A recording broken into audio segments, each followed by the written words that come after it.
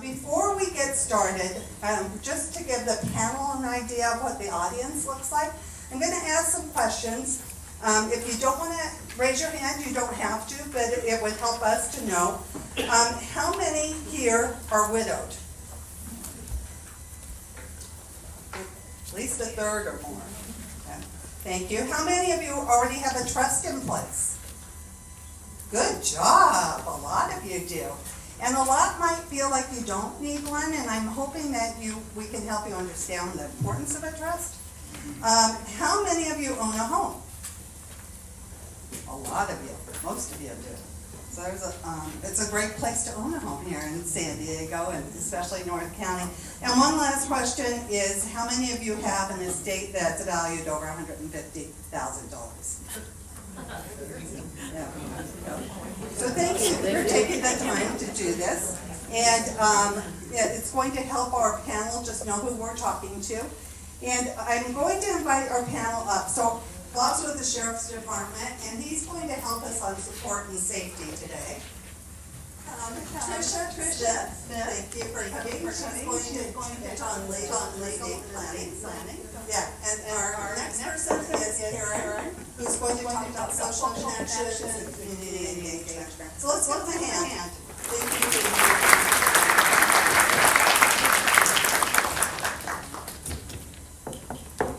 Stand. So as you can, Bob, you're going to be the first one, so go ahead, you can stand. And just like briefly say who you are and what you're doing, and maybe why you're about something secret. I'm Bob Molinaro. I'm a resident of Encinitas since 2015. I'm a volunteer with the North County Sheriff's Department as a senior volunteer. Been doing that 5 years, and I'm also the administrator, so I have 30 kids that I take care of, like you all. Two things I'm not going to sing, and this is not the new version of The Bachelor. So, set it up. Tricia, would you please share who you are? I'm Tricia Smith, and I'm a state attorney. I've practiced law for about 55 years, and Please hold the mic close to your mouth. thank you. And when it drifts off, please remind me. I'm also a little bit hard of hearing, so I understand all of your problem, and I also might need to be reminded or might ask you to repeat a question. I did family law for 40 years as a litigator, so I have a vast background in all these family areas. Also, I've been here for, my family has been in Carter for over 100 years. And obviously I was there one morning. Do you want why I'm here today? Sure. Okay. She asked me to say, well, what is my passion? Why am I doing this? I'm not looking for any clients. I am looking to do, my whole career has been about taking care of people. It's one person at a time when you're an attorney, and it's their serious problem. Because every person has a family, every person's situation is different. It's really important that somebody helps them understand what they need to do at this point in life. So, and the answers that I'm will be giving you today, information, a lot of it is, it depends on your situation. And so I want to find out, I'm really close, I want to help take care of you and direct you and where you need to go. Thank you. Here. Hi. All those things that says about me only point to one thing. My job that I love, and it's not really a job, is to allow people to connect with each other and find a way that your passion exhibits itself in our community. I've been here for, a very long time, and I've seen it grow. But I've also seen what's happened as we get older. Sometimes we have a tendency to forget how vital we are and what we still have to offer. So I'm hoping I can share a couple of things with you about how not only you can stay vital, be more vital, and maybe when that senior citizen of All right, so Bob's gonna be up front, and Bob, you can sit or stand, whatever is convenient. So I'd like you to start off, and I have the screen up here, and they have this brochure and package. If you would tell us what's going on, is that's why I first heard about Bob, about this program, and I think it's really important for you all know it. So Bob, you're up. Okay. Yana, or You Are Not Alone, is a program that started in the 1990s, actually in San Diego County, and is now throughout the United States. It's a program where you, your loved ones, a relative, a neighbor, can have you be registered with the Sheriff's Department so that we call you every day to check on you, make sure A, you wake up, B, that everything is fine at your house, and also, if you have a pet, it's a good way to, make sure that if something happens to you, we come and take care of your pet and help that way. We also do a weekly visit based on your schedule. We currently have 12 Yanas, two males, the rest are ladies. And basically, we call them every morning between 8 and 9 to see how they're doing, and if they want us to make a visit that day. Most of them are still ambulatory, drive, and are pretty independent. So they just want to have the daily phone call to make sure that everything is going as planned. We also have 2 that we currently are visiting, and so besides the daily phone call, we also go visit them for 30 minutes to an hour based on their schedule and ours for the day of patrol. And just meet them at their house and just talk about the things they want to talk about. We don't do any pairs or anything like that over there. No, it's funny, you'd be surprised how many times we go and they go, well, we got this line. Doesn't work real well. And, the next thing you know, the county's getting sued because we burned our house down. But it's a marvelous program, and the real benefit for me came when COVID hit. So during COVID, we weren't able to go and visit people for the obvious reasons. So we were able to, we still made our calls, but I started, I make the calls on Wednesday. The way we're structured, each patrol leaders at the patrol are in charge of making the calls, the daily calls. So Wednesday is my day. So during COVID, I would make my call. I started at 8 in the morning, and some days I get off about 11:30. Reason is we were the only voice that was actually speaking to these people because they had a family, and kind of cracks me up a little bit, not laughing at it, but tears me up that we're the lifeline to these people. And so as a result, my wife, hearing me during COVID, every Wednesday making these calls, she decided that she wanted to start calling some of her old friends. And so she'd go in her room into the office and she'd say, I'm going to make my calls now while you're making yours. But some of the other things that we did for the folks during COVID is, I don't know if we were supposed to, but the lines get blurred sometimes. So I would make vaccine appointments on the computer for them because a lot of them weren't computer savvy and they weren't able to go get their COVID vaccine shot. So we had the information we needed to set up the appointments, and we'd do that, and then we let them know what it was and made sure that they had somebody be able to take that. The other thing, unbeknownst to them, when the government started giving out free COVID tests, I'd sign them up to get delivered to their house. Next time I called them, they said, wow, you know, I don't know how the government does it, but they do total test. I go, wow, isn't that amazing? So, but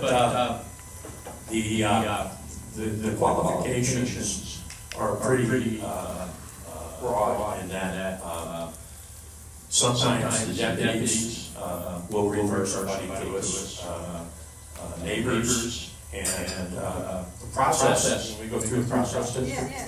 Okay, so- Go through the process, but also, share with them, if somebody doesn't pick up. Good point.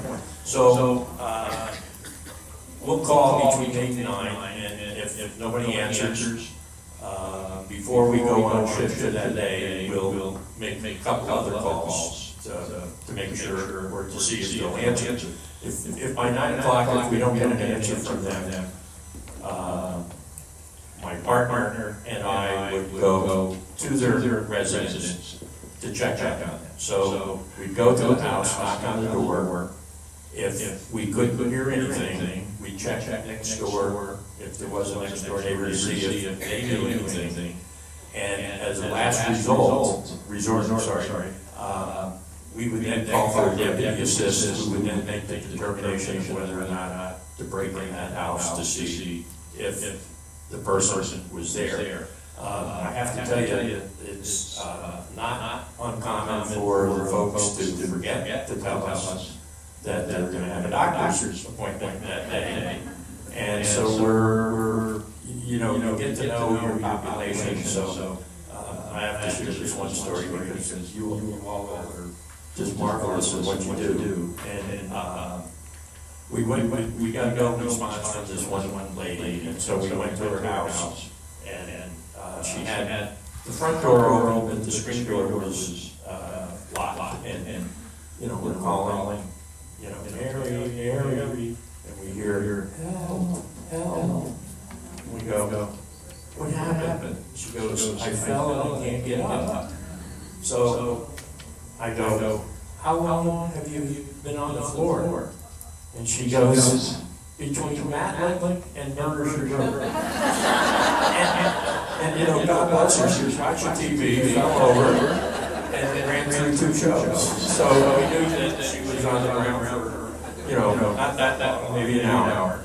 And she wasn't injured, but we did call paramedics who came and took her off. She was spicy, she didn't want to go to the hospital, go to the procedure, and she was back the next day. So Bob, real quickly, why don't you go through what the qualifications are to be accepted into the young program? Well, you just have to have, a desire to be part of the program. You want somebody to call you, that you may or may not want to visit. We come out, procedure is we come out and do an interview with you and see if you have to be living alone. We won't do it if there's another person in the house, a spouse, or a caretaker. It has to be, have to be on your own for us to do that. And generally, as far as I can remember, in the 5 years I've been doing this, we've not turned everyone away who was really interested in doing it.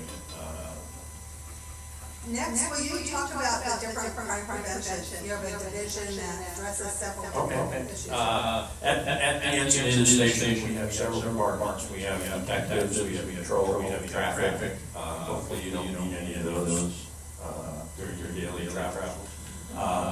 We also have a crime prevention unit, which are not sworn officers, but they're employees, and they provide a host of different services. They'll come out to your home and help you do a safety or risk assessment on if you're looking to protect your property, make it more secure. They'll talk to you about the locks you have and maybe the locks you need. If you're thinking about putting up exterior cameras, they'll help you with where they should go, same thing, exterior lighting. One of the big services that they do for new parents, they come to the station and crime prevention will help them show them how to properly secure the infant seats in the car, and you know, practice with the parents so that they know how to do that safely.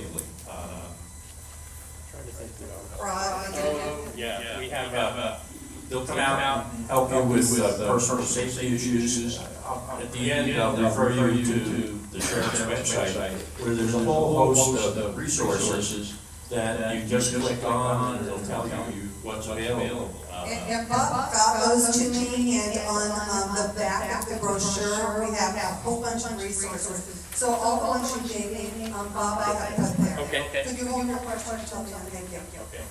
Bob, would you, just in essence of time, I'd really like to move on and ask you about vacation and home security checks that we do. When people go on vacation, they can fill out a form, and volunteers will come and check the property.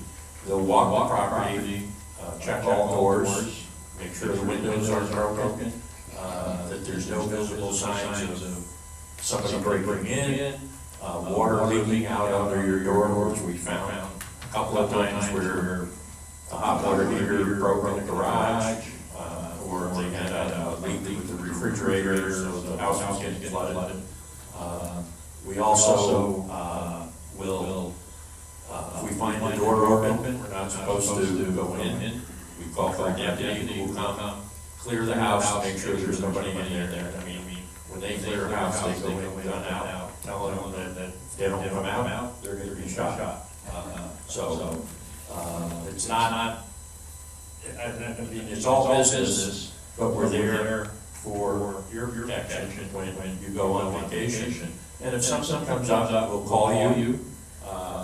If we find packages in the front, we'll take those around the back when we're doing the daily visit. We keep a log of all the times that we come to your property and who was there. And at the end, when you come back on vacation, you get a letter from the captain, and you get a written report of what transpired. So Bob, could you also talk real briefly about Take Me Home Registry and also the prescription drug drop-off? At the station, we have drop-off of prescription drugs. So if you have any that need to get rid of instead of putting them down the drain or the toilet, you're welcome to bring them to the station. We used to have a Sharps drop-off, but that has been removed. I'm not sure the reason why. But if you come in Monday through Friday with the drugs, you have to take them out of the prescription bottles, but you mix them all together in a plastic bag and deposit them in the receptacle. The Take Me Home Registry is if you have someone or know someone that may have early on Alzheimer's or dementia and who's sometimes wander, you can register them into this program so that when they do wander, they're in a big database so that all the adjoining agencies that are looking for that person has, you know, critical information about that weight, height, size, picture. And so it's a marvelous program for anyone that has somebody that may tend to wander from time to time. My wife thinks I should want one more. Thank you, Bob. I really appreciate it. There is so much that I met with Bob, and I had no idea that this was. So I appreciate you being here. And I know you have a question, but could you No, join I have me? information to add. One of the things that you just said that we really are trying to Fine. I'm sorry. Neighborhood watch. Oh, okay, yes, please put that down. That was one of the things that we just read that is. We do that. So, yeah, well, ask them about that Q&A, okay? Thank you. So Tricia, you are up next, and you can stand or sit, whichever you're most comfortable with. And could you share with us how a single person sets up the team when they're on their own? So, first of all, when you are thinking about your estate plan, what you need to think about is pre-death and post-death. And it's really important because you need different things. Some of them overlap and some of them don't. And that's one of the reasons why it's so confusing. For instance, with regards to your financial affairs, if you do not have a trust, a revocable trust, you need to have powers of attorney, a financial power of attorney. If you have the trust and a trustee, you don't need the power of attorney as much as you still need it. But power of attorney does not go if you die. It doesn't work anymore. Banks won't honor it. Nobody will honor it because it dies with you. It's an agency. Whereas a trust, that's one of the benefits of a trust, is that you can have it during lifetime and then it flows over after death and then you don't have to probate. And those are just some of the kind of basic things you need to think about. Okay, so between now and when I die, or now when I become incompetent, it's basically between now and when I become incompetent. Because if you are, as soon as you become incompetent, you lose all of your power to make your own decisions. And that could be, you still have your ideas about what you might do, but it's very hard to focus on it, and you just don't have the legal capacity to get it done. So it's really important. You are all here today, which suggests that you are all competent. And you need to make sure you have done the primary things that you need to do in order to make sure you're covered between now and when you die, and then after you die, and it could be different documents. So when you're thinking about after you die, both sides of it, that line, you need to think about this as a team. Most people end up toward the end of their life, or at least this group, well, they don't have a spouse that's going to be handling these things. So you've got to think about those things in advance, and you've got to think about who it is or what institutions there are that you want to have handle the various aspects of your life. And you have your whole life. That means all your financial affairs, that means health issues, and it just doesn't happen. And sometimes it's obvious who you want, and sometimes it's not obvious who you want, and you have to think about it. It's hard to remember to do this. So when you're thinking about also another general thing, if you have a large estate, your situation is a large estate, that's anything like over 150,000 begins to be large. If you have a house, you need a trust, because you need to avoid probate, period. If the house or the property, the real property, is worth, $100,000, and that's not true of any property in this area, but in terms of net equity, you still need a trust if you have real property, because it takes about a year to get through probate, or a year and a half, or 2 years, depending on a lot of different things. It's expensive. California is one of the most expensive states in the union because of attorney's fees, executor fees, and so forth, if you do not have a trust. If you have a trust, the concept, and it's important that you have this concept of what a trust is that it is a separate entity. It's a legal entity in and of itself. So you are putting your property during your lifetime into your trust. Now it's a revocable trust, which means that you can change your mind. Or you can also change the beneficiaries. And you can change who your manager is. The manager of a trust is called a trustee. You all know that word, but those are connected. A trustee is not a trustee of anything but a trust. And a trustor is the guy who sets it up. Usually we don't use the word trustor in family law or in estate law because people get confused. So we call it a settlor or a maker or something else. But basically it's a trustee, trustor for the trust. Makes sense. So if you put your real property into the trust, that means you do a deed, and you change the ownership of the trust from you as an individual to you as a trustee. So my deeds say Tricia Smith, trustee of the Tricia Smith Revocable Trust, or Family Trust. And that's how you hold title. And it's really important that you have transferred not only your real property, but also your bank accounts and all of your other assets into this trust. When you die, no, before you die, let's take that half, that's important. The trustee, if all the property is in the name of the trust, manages all of your assets. And that's you until you die or become incompetent. When you become incompetent, then you have named a successor trustee. And the successor trustee is the guy or a woman, usually it's both, that then takes over the management of your affairs before you die, if you become incompetent, or after you die, in order to distribute the assets to whomever you've decided. So the issue that many of you people have is, well, who is that person? Because the obvious person is your spouse or your partner, and if he or she is not with you anymore, then that's the most important person you could in your life, and also in your death.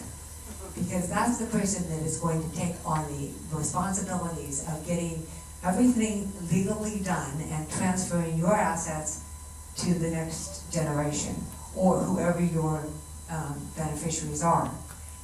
So when you're thinking about who that person might be, you can appoint a fiduciary, a professional fiduciary.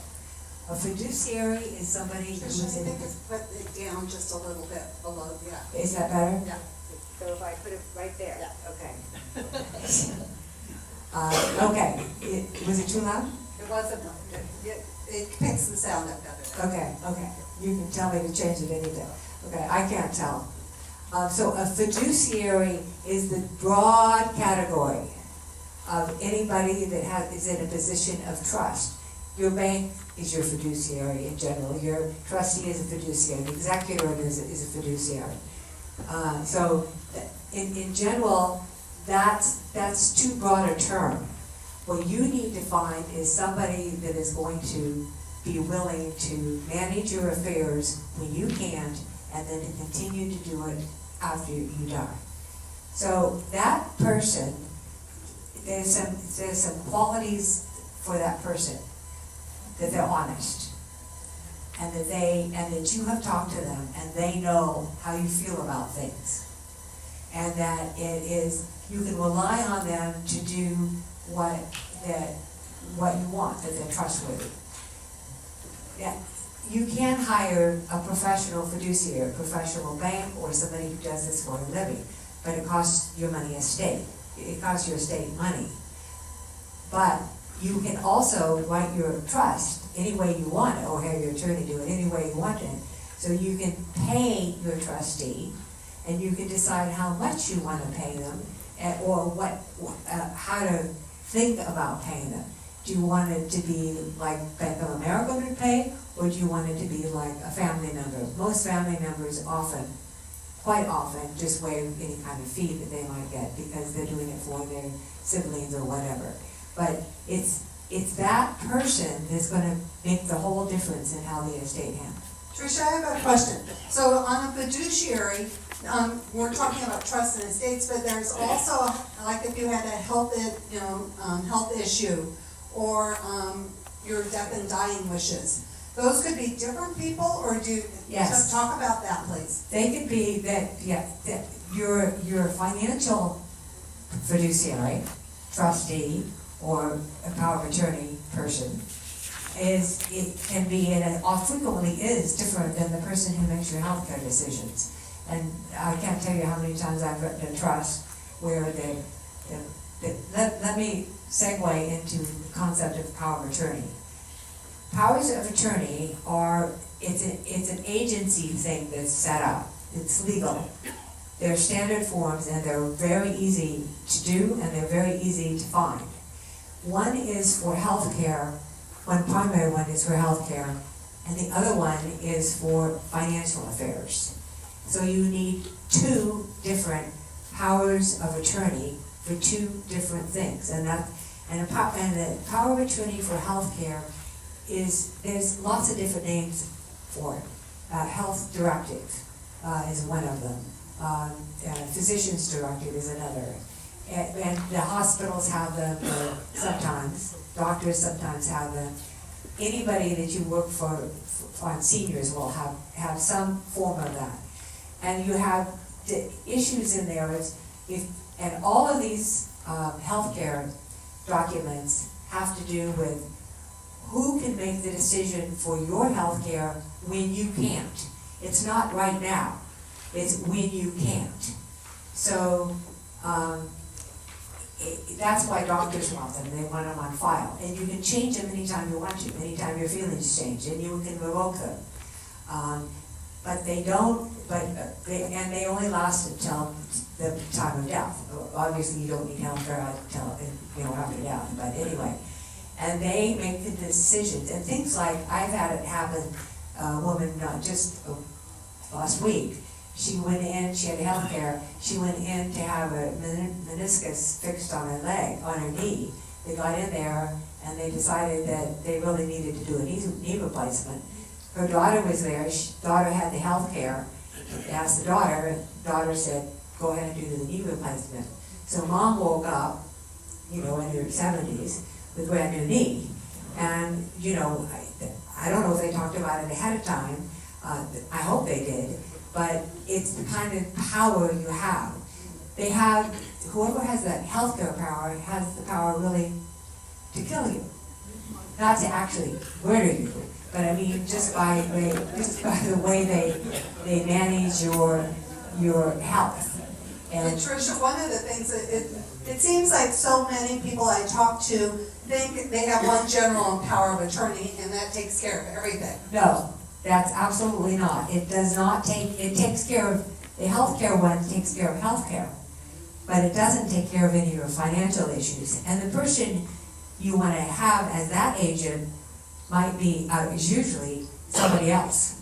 When people have 2 children or 3 children, they say, oh, well, this is the one who understands what I feel about healthcare. This is the one who's financially capable, and it's not the same person.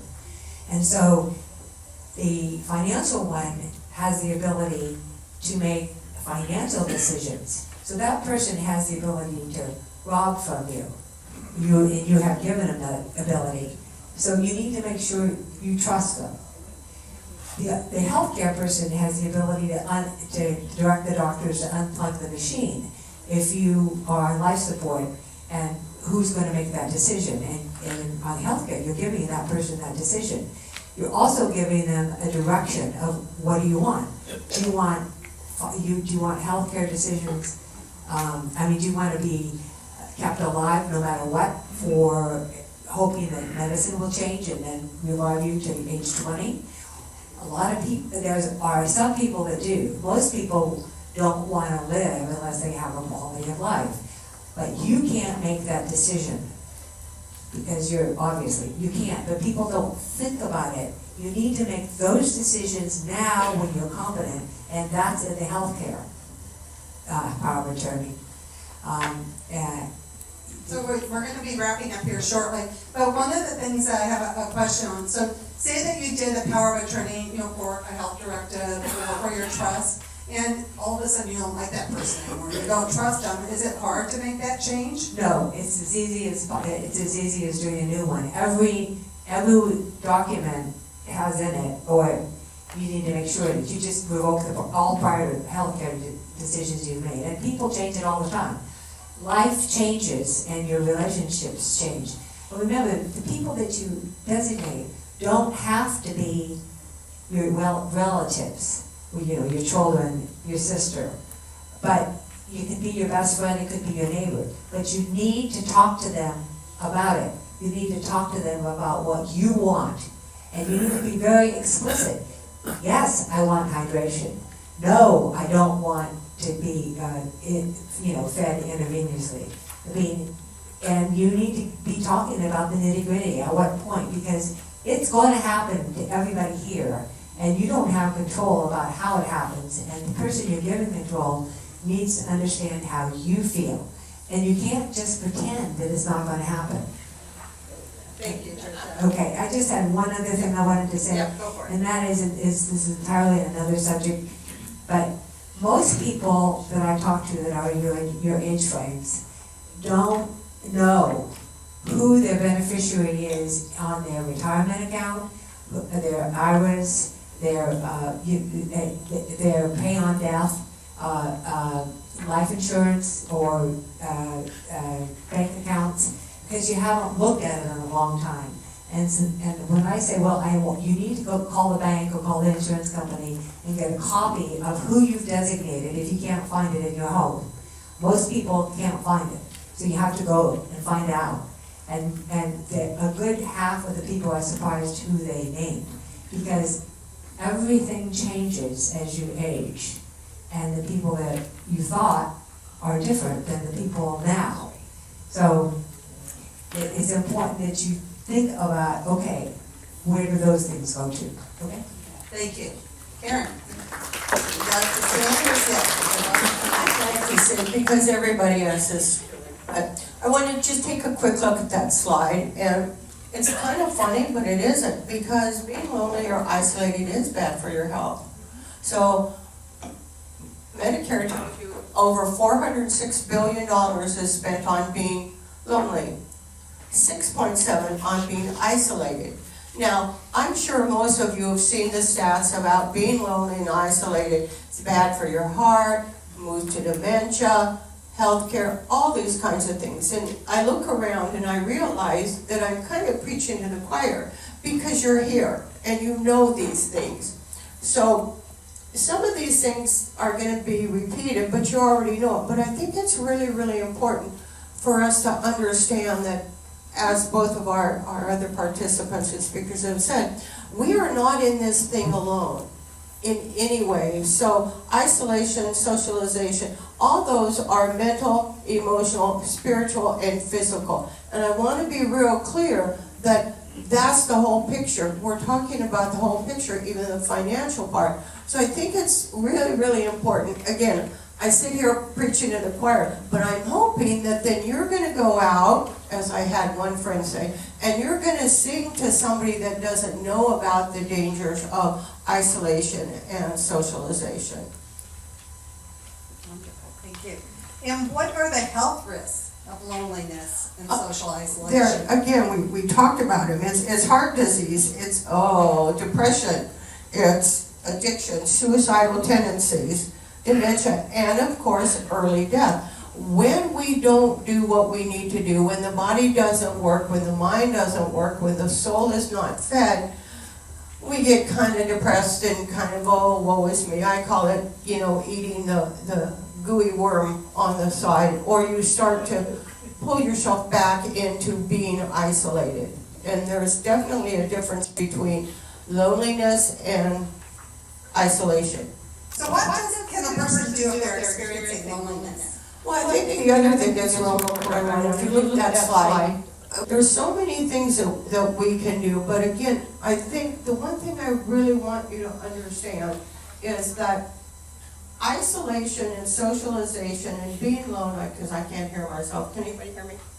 It's okay. So loneliness is when you actually lose that zest, when you lose that passion, when, oh, I can get up and yes, I can do it, but you're missing that part. You're missing what I call fans the flame. You can be in a room full of people and still be lonely. Anybody ever had that experience? Okay. So that's serious. Isolation, you can still, we had COVID, it definitely isolated us, and we found ways to get around it. But I think the important thing that I know we're running short, I really want people to be aware of is, as we age, we do have a tendency to look at things differently, but we each have that idea, that ideal, that when I grew up, I wanted to be. That is the one thing that will keep you healthy. That is the one thing that will keep you motivated. That is the one thing that really will have you reaching out. So we have 80 some odd people here. And I'm suggesting that before you leave, contact one person you don't know, say hello, see how they will expand your awareness, see how you can simply say, hey, let's do something different. We have all kinds of things going on. You want me to? Could you build, like, how do you build and maintain social networks? Oh, easy. It's the same thing. Do what you love and find somebody that does it with you. And make sure that you are expanding and reaching beyond your circle. Intergenerational, that is good. Intergenerational activity is incredibly good for your health. I don't know about you, it's good for my mind, and they help me with my computer, and all those things. So it's really that expansion, because as we expand, and as we reach out, we meet other people who have other options, who have other ideas, who say, have you ever thought of? So just because maybe we don't go out as much, please go out as much if it's not in person. Find something on the computer. Maybe, as Bob says, maybe you have a neighbor that doesn't get around as much as you do. Maybe you can help that neighbor. Maybe you can start a book club, a neighborhood watch. Something that makes sure that every day you are doing something that serves not only you, but I'm preaching now, but that's what I do, that it serves the community. Because we're in this, guys, together. Look, we've traveled this road a lot longer than some of those other people. And they're gonna have to deal with us until we're gone, so let's show what we got. So the community has lots of resources to help connect us, and I know that's near and dear to your heart. Can you share some of those? We have so many, we have a catalog. Two things I want to really point out. You want to get involved, learn about your community, learn about your city. If you have a question, figure out what your community is doing. We definitely have an opportunity for a couple of things going on. I'm not going to mention what they are. But go to your city council meeting and find out what's going on. Art Alive is a current Easter egg hunt. Have you ever volunteered for the Easter egg hunt? There's 1,500 kids per flight. They clear those Easter eggs in 37 seconds. It's really like we have the Valentine's Day dance coming up. Please. I'm pretty sure it's not sold out. We also have the opportunity, again, we talked about eating with people because we read. Go next door to the Oak Crest Cafe, we renamed it. You can't go today because you gotta make a reservation. Just go in and meet some of these people. Some of these people are your neighbors. Some of these people show up all the time for all different things. And that's how you expand. The other thing that I really want you to be aware of, we have two local libraries that have some incredible things going on. This is Living Room Conversation. These are conversations that we are going to have, we should have, about everything, and they're safe spaces. So check your catalog, page 29 and 32, I think. Some are free, some are minimal. You're 50 plus, by the way, which means you also qualify for 18 and over. And see how you can get involved, because that's how we age solo healthily in place with each other. So on the back of, each of you have one of those guides. Okay, go.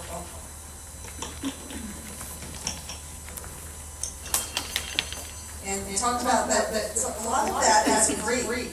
A lot of it is free. Again, page 29, free programs for 50 plus. Some are minimal, over 18 is an adult, over $5. So we have fitness, we have, if you speak Italian, the Italian club is one of the most powerful. We have pool, we have the old fashioned, and I say old fashioned because I think it's a lost art. City, knitting city. These are things that are already there in place for you. You do not have to recreate the wheel. It's there. The other thing that's very important for me, it's called becoming a VIP, volunteer in purpose. So you can volunteer with the senior center and have all kinds of things. And I don't want to forget the one that came back, which is the walking club. We now have a walking club. Right now, it's on the trail, so if you're a little shaky, don't worry about it. Go use the equipment in the gym, or just go sit in one of the rooms and talk to somebody. The resources that are here are the reason that there's no need for you to be socially isolated or lonely. Check them out and please avail yourself of that. So Karen mentioned about the cafe. Could you go a little bit more about the meals at the lunch program and how that works? Because that's a really nice way to sit around the table, meet somebody you might not have met before. Yes, so it's called Oak Press Cafe. Supposedly, is there anybody from the city here? Supposedly, there is a fee or a donation if you're over $64, if you're $57. Obviously, nobody is turning away. It's really not about people just coming and don't have food. It's about socialization. So tomorrow is I'm pretty sure the Valentine's Day luncheon. And they have lasagna, spinach, mixed greens, garlic, and mandarin oranges.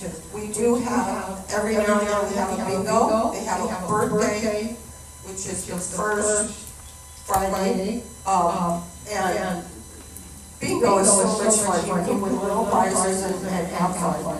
Again, it's an opportunity for you to see one more part. I'm going to use this quick. You are not alone in this, and that's the one thing I really want to drive home. You are not alone in this aging process. You are not alone in how you're traveling. There are people there are services, there are so many services. And if you get out and play, and I forgot one important thing, if you have a faith-based home, a mosque, a congregation, a church, that's one of the first places that you can start, because you already have an affinity group. An affinity group is somebody that you really just have a connection with. Use those people. That'll go to service, that'll go to your youth, that'll go to all these places that are already there. So you don't have to recreate the wheel, trust me. A lot of people keep going and doing it. The wheel's already been invented. Let's just polish it, let's, put a little love to it, and get out there and just move forward. So one of the things in talking about social connection that's near and dear to my heart is volunteering. Karen and I know each other. She's an escrow officer, and we knew each other that way. But I've really gotten to know and admire her through different volunteer things that we both have a passion for, like the Community Resource Center. And I've met people through like Rancho Coastal. They have volunteer programs. There are so many ways to volunteer. There's so many different organizations like Rotary, or AMDEX, or Elks Club. So don't be lonely, be brave. Be brave and step out of your comfort zone. And go to an organization and find something that you love. Tricia, you had mentioned passion.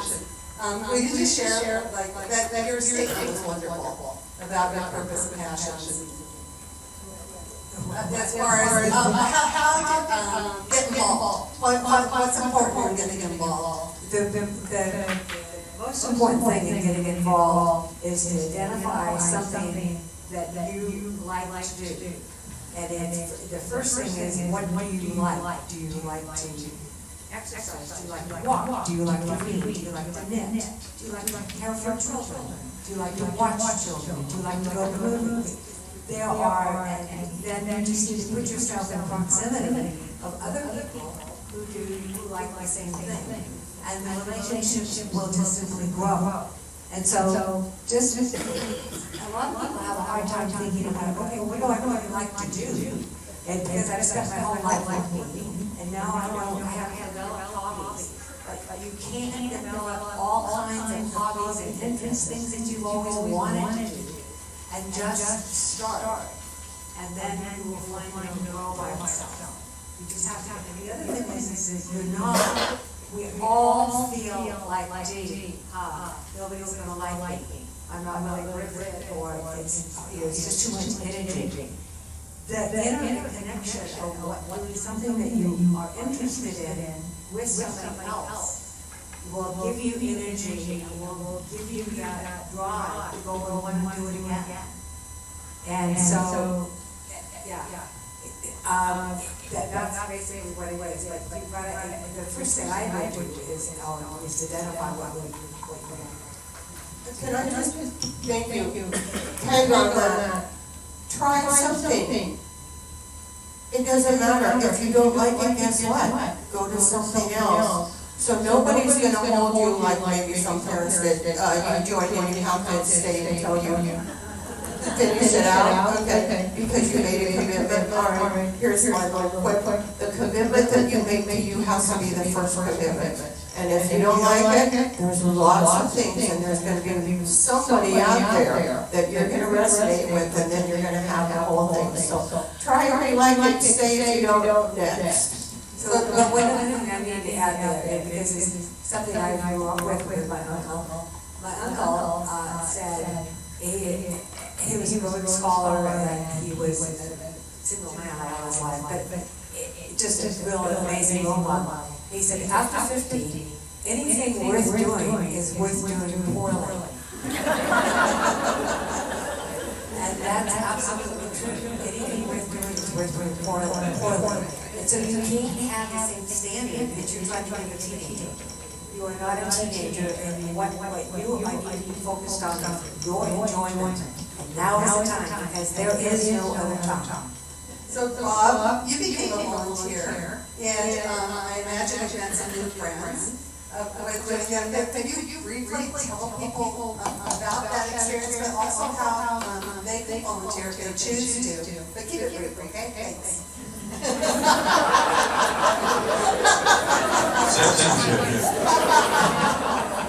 Okay, so I got into volunteering because my wife says I need to get out of the house. And I volunteered 3 days a week with the sheriff's department. I have met a great group of people. Actually, of the 30 that are in the patrol right now, only one had prior law enforcement experience. The rest of us are from every walk of life, ladies and gentlemen. I was in insurance and risk management for 50 years. We have lawyers, we have airline pilots, we have PhDs, actual rocket scientists. They're not too good with common sense. Especially directions on how to get to places. But to be a volunteer, you just have to be 50.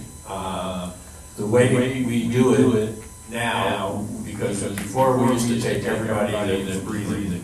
And then after we trained them, we found out the hard way, they think do the physical part of what we do. So now we try to try to qualify that to a certain extent. So you gotta be 50. You come in for an interview. If we each like each other, we ask you to do a ride along with us for the day, so you see what we actually do. And then if you still like us, and we still like you, fill out an application, and you have to attend a 2-week academy put on by the Sheriff's Department. We run 3 a year, and we just finished one in May, so we had 4 new graduates. In January, next one's in May. And basically what we do in priority is the honor program. So we do the you're not alone welfare checks. We do the vacation checks, or now they're called security checks. We do traffic control for the deputies when you see an accident or the streets are flooded. A lot of times you see the white cars and the old people out there trying to direct traffic, getting confused. But we tend to do a pretty good job with that. You also do the neighborhood watch? We do not do the neighborhood watch. The crime prevention people are the ones that help set that up. Well, I know you're talking to people on the sheriff a little bit about how the neighborhood watch is, just so that It was brought up. I think she Yeah. probably knows more about it than me, I just know we haven't. Well, we're gonna open up to Q&A. Let's have, what's your name? Catherine. Let's have Catherine talk first. Yes. Hold up. Okay. He's coming. Oh, okay. This doesn't work. No. Afraid of this. Do I get any, okay. Hey, there's a little technical problem outside, so we're down to one mic. Oh, okay. Okay, so we're gonna do the best we can, because you guys are, yours are gonna be shut off. Oh, okay. The Neighborhood Watch program is available to everyone. I don't know about you, but I'm reading about it all the time next door. And the more we look out for each other, the less of that there will be. I contacted prevention. Part of the sheriff's department, and I came out to our house. I took I took flags around Naples, a lot of people come. and he Shared a lot of information and offered doing safety checks for everyone at their homes. We did a number of things suggested, and we feel much safer safer than we did before. It's a really great program. So Bob, you speak loudly. Is there anything you could add to that? So the program is free. Crime prevention will come out, and they'll do an assessment, and they'll help you put the program together with your neighbors. And where I live by the Acadia Park there, across from Fish 101, up on Raintree. And we don't have an official neighborhood watch, but the guy in the corner is the nosiest person I've ever seen.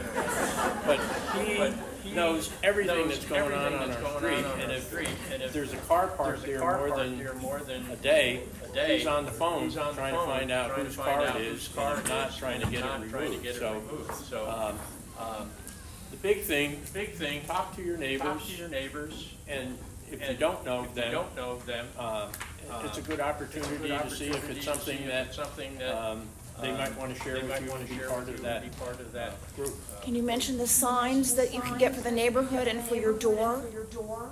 From Neighborhood Watch? You can get signs and you can get signs for your window and on your door to let other people know and solicitors know that you are part of the Neighborhood Watch program. Where do they get the signs at?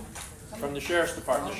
And the other thing is, if you don't have a ring doorbell, recommend you get one of those, just because you can see who's at your door. If you don't want to answer it, you don't have to. Even though people on next door were saying you should answer.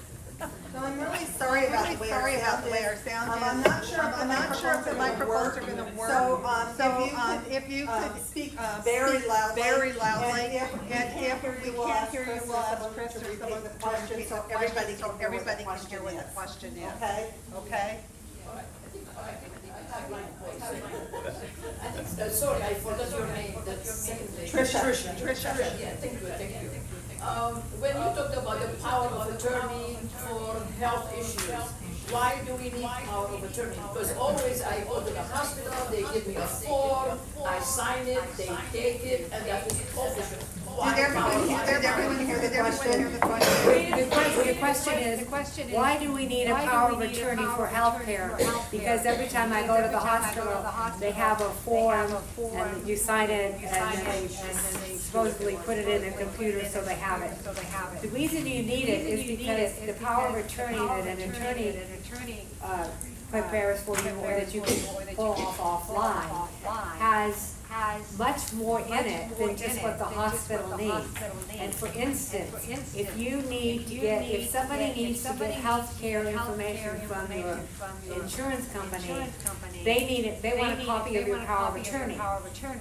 And they will not talk to your daughter or your neighbor that's trying to help you unless you can send them, fax them that power of attorney. And that's a different one than the one that you have with the doctor's office.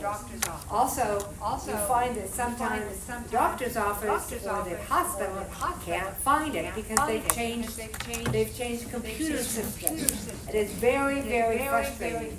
And also, it's really really hard to change a power of attorney when it's at the hospital, rather than, and you might need, for instance, Cal works for me, and I assign her all of the life insurance and all of the health insurance stuff. And so we make her the power of attorney, so the companies will talk to her.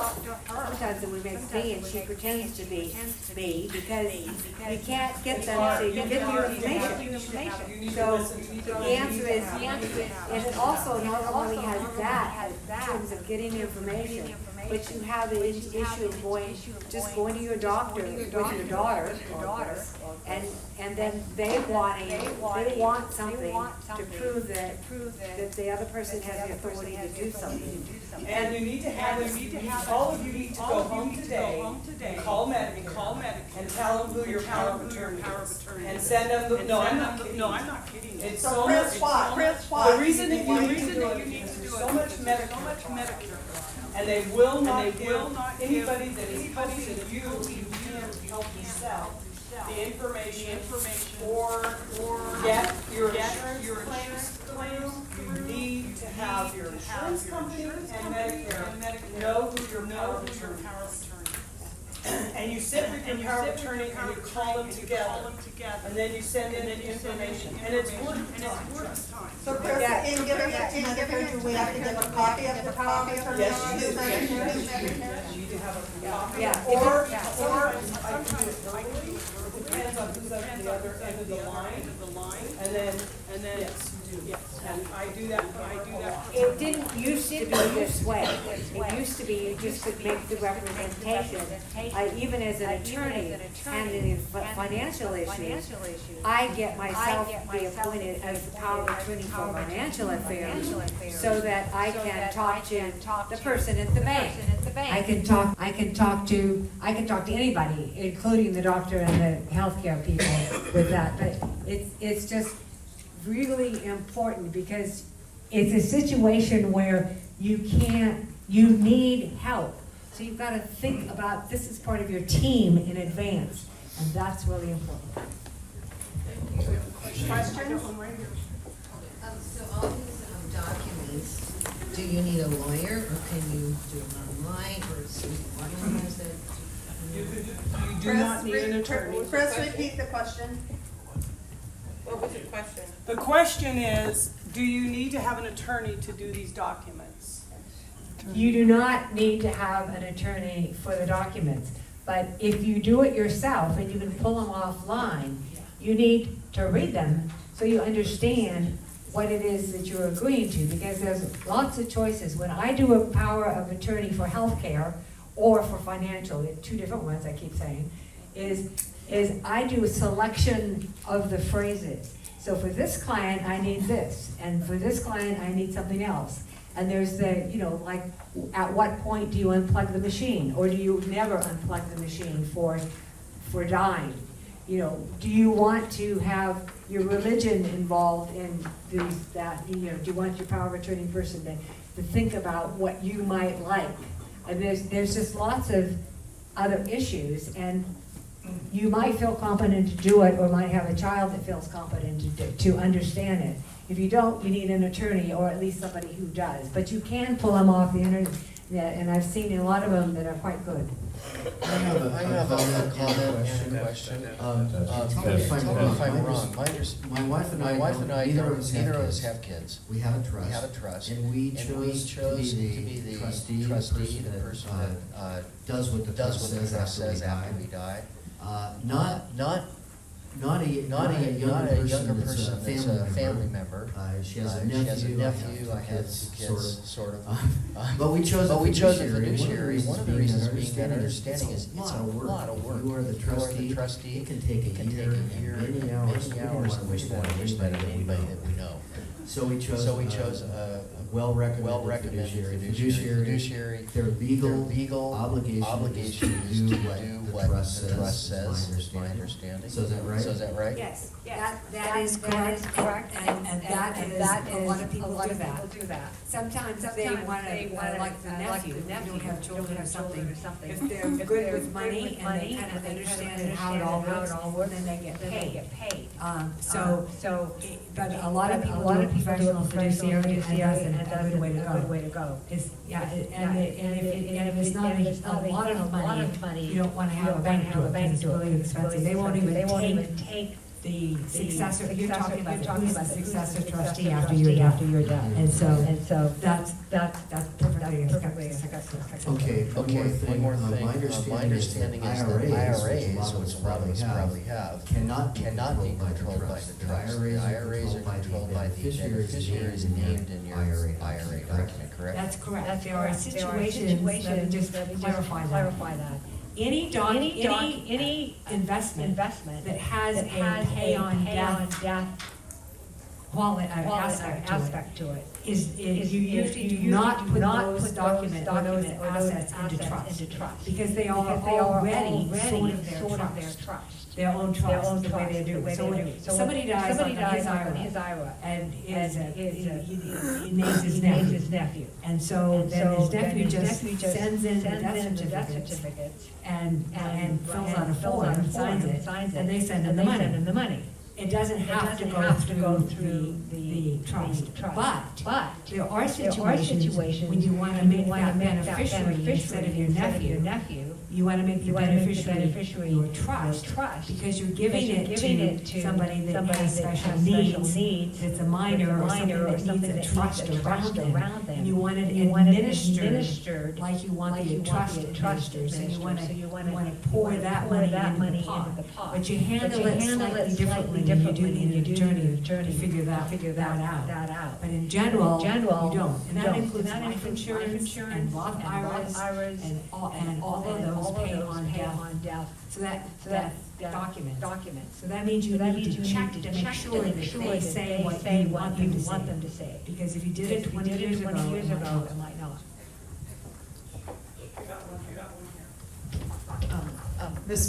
Smith, if you name a fiduciary, a professional fiduciary, if you named a fiduciary in your trust, how is it appointed? Is it from a lawyer's list? Is it court-appointed fiduciary? And could you pro and con using a fiduciary, a professional one? A professional fiduciary. None of this happens without your direction. So if you don't know who to name, and you want to name someone, then you could ask your attorney, do they have a recommendation of there are companies out there that are just professional fiduciaries, and this is what they do. And I know that some of the names of the companies, but the actual person who does the work changes a lot.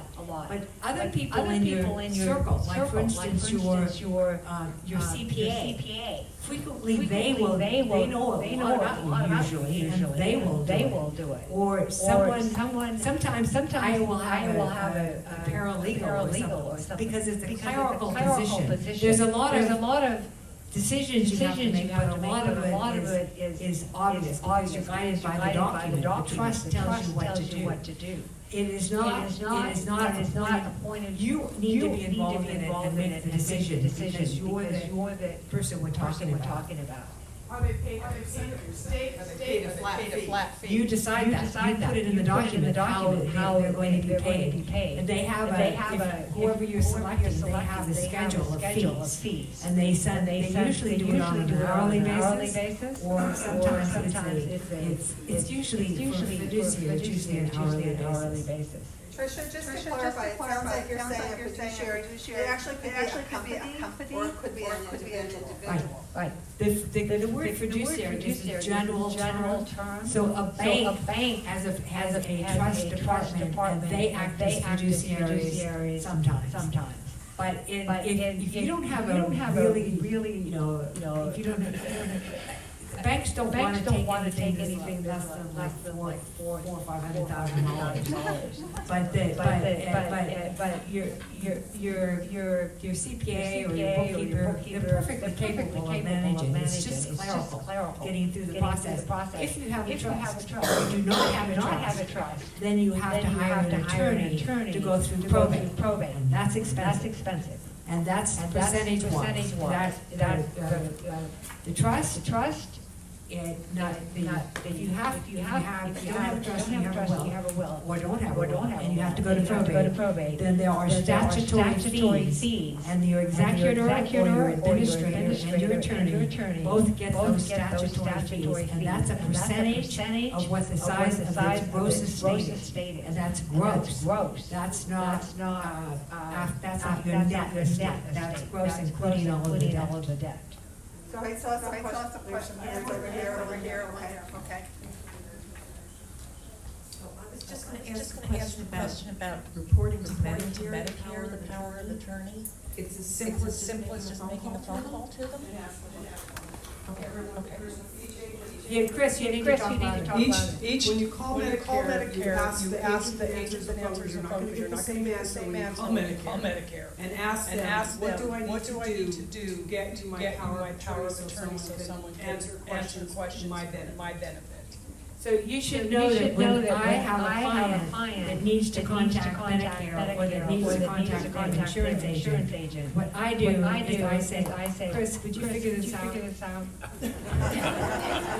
And she does. And sometimes it takes her an hour or two on the phone, but it's not my time, it's her time. And I'm My rate's she's cheaper. There's a question over here. I have a question for Bob. On the younger program, can it be a temporary coverage? For example, if my partner leaves for 10 days, can I go to Yana for 10 days and have somebody give me a call, or my partner call if I'm away, to make sure that everything's okay? That's a good question. Currently, we have no temporary ones, but that's not saying that we couldn't do that. It would probably be on a case-by-case basis. But I would suggest that if you wanted to follow up on that, So who would they call? you can call me. If I don't get the full answer, I will get it for you. If you want my phone number. I think on the back of the sheet, I have a notation there, in there, sure there probably information there, that can, or if. I'll give you my number again, just in case. So this is my cell phone, this is not the station. 949-212. 1302. If for some reason I don't answer, it's probably because I don't recognize the caller ID. But leave me a message if I don't answer, and I certainly will call you back. Another snob. Thank you, Bob. Can you hear me? Okay. So back to the healthcare agent power of attorney. In a previous seminar, you told us about a wonderful resource, a tool that directive at compassionandchoices.org. We've been working through that workbook, thinking about what you told us. The question that's coming up for us is the secondary, the backup. And I think you convinced us not to appoint our kids after thinking about it. They're far away. They wouldn't be particularly good advocates. And so we're kind of stuck about how to find someone. And I think I saw somewhere there's a volunteer agency, or you're familiar with that, where you have very experienced volunteers who are healthcare advocates. I wondered if you had any information about that. Sandra, would you know the answer to that? I can talk to them later. Okay, thank you. There's a.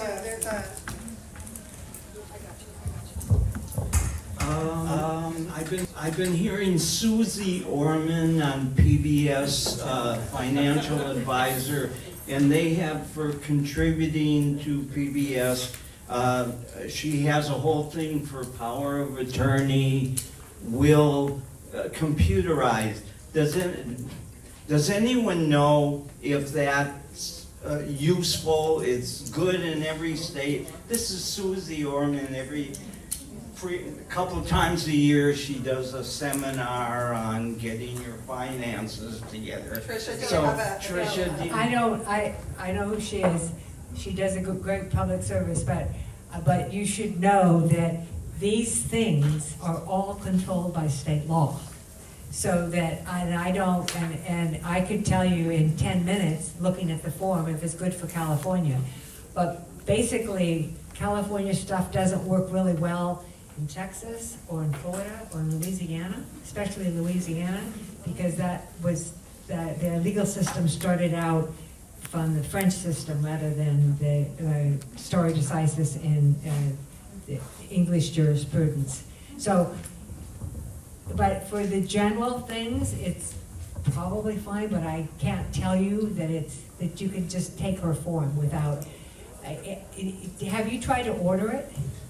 No, I haven't, but she does say it's oriented to each state's requirement. So when you look at forms online for almost everything, right down to notary forms, they'll say California, Nevada, you have to check the right box for the right state.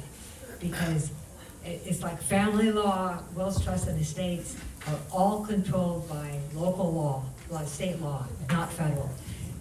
The reason why we talk about federal law is because the concepts are the same, but the particulars are frequently not. And the federal law is what puts the cap on what size your estate can be without paying any tax. So the federal law currently is $13 million per person with a portability clause on it. And that's going to be changing within about a year and a half. And it's going to go back down to about 5 or 6 million unless Congress doesn't change it, which they might. So we don't really know what it is, but I suspect we're not worried about that. I suspect all of you do not have to do tax planning in this group at this point. Whether when the law changes, maybe that will change, but at this point you don't. You know, there's one other thing I just wanted to tell everybody that is important, and that is when you're thinking about selling your house, because you know you're going to go into a facility or something and you're thinking about selling your house, and if it's important, if you're giving your estate to your children, remember if you sell your house before death, then you lose the step up in basis for capital gains tax. If you die in California, husband and wife, the basis, what you paid, the profit in your house gets stepped up to value, current fair market value at death. If you sell the house before the death, then you don't get that step up in basis, even if you're going to use the money for your old age. It's just an issue you need to look at. That's not saying you should never sell your house, but you shouldn't do it as there's a lot of financial tax problems with doing that if you do it before death, and you should just at least talk to a competent real estate agent or attorney or accountant. We all know about that, but a lot of people you see make the wrong decision, or it's very expensive. So right now it's 11:30. There's a couple people that have had their hands up for a while. I'm gonna take 2 more questions, one here, and yes, I know you've been there since the beginning. I've seen your hand up. So, but if you need to leave, please go ahead. I'd like to stay on track. I just want to know whether what cities these things that you have that are free can apply to. Right. I live in Rancho Santa Fe, and I don't know whether Encinitas, I think they are my. Correct. The Encinitas station, we handle Encinitas, Cardiff, Solana Beach, Del Mar, Rancho Santa Fe. So if you're talking about the HANA program, it's here in Encinitas for Rancho Santa Fe. Same with vacation checks. Everything that we've talked about today, you're eligible for the free things that the county provides being in Rancho Santa Fe. Does that answer your question? Okay. Go ahead, please. I have 3 children. One lives out of state, and I'm considering making all 3 trustees because at one time one child was out of the country, and I took her off, and it caused this big upset. So I'm wondering, could you give me some clues about how that can be done without hurt feelings and help? Patricia, did you hear that? I didn't hear it. I'll repeat it. She Chris has, is gonna repeat it. she has 3, Put the microphone. she has 3 children on her as trustees, and she took one of them off because they live overseas. But now she has hurt feelings. What do you recommend to do so we don't have sibling hurt feelings? Well, first of all, it's very important. It's a very common problem when you have multiple children, because they think of it as an honor of trust.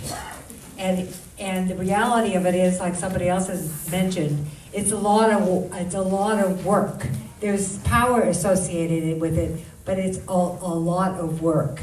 And it is very cumbersome when it actually happens for somebody that lives in California. You live in California, you have a child in California, you have a child in Texas, and you have a child overseas.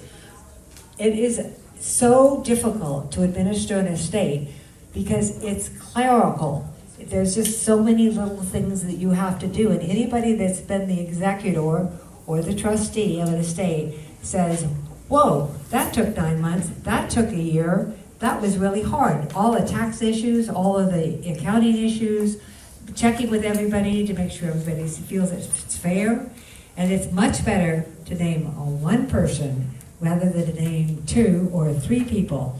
And you need to make sure to do something internationally is just really difficult for trying to administer their estate. You could put her up as a successor trustee in case something happens to one of the other 2. But even having 2, I try and talk people out of 2. And I try and do it on the basis that you're saving them rather than, and also set it up that you want them to do it, whether or not they're named, you want them to do it as a committee anyway.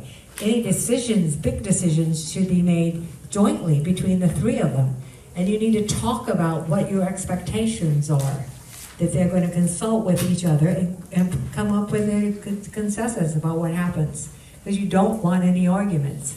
So anyway, but if what's most important, however, is that you feel good during your lifetime, that if you have to name all 3, then go ahead and name all 3, but put in the document that they can appoint one of the 3 between them to do all the work, so that they can deal with the bank. It has to be in the document. Really quick. Talk loud. Is it a conflict of interest to have a trustee for your trust and then in the same family with the power of attorney for healthcare? My niece is the trustee. Her husband is a physician, and he's the power of attorney for healthcare. Is that a conflict of interest? That is not a conflict of interest. Thank you so much. Please, if you have more questions, you can talk to the panel afterwards. Let's give them a hand for being today. And please take time to fill out the yellow feedback form. If there's anything that we can prove, we know we're still working on our sound system. It actually is better than it was in the past, but we're still working hard on that. And have a great day. And happy Valentine's Day.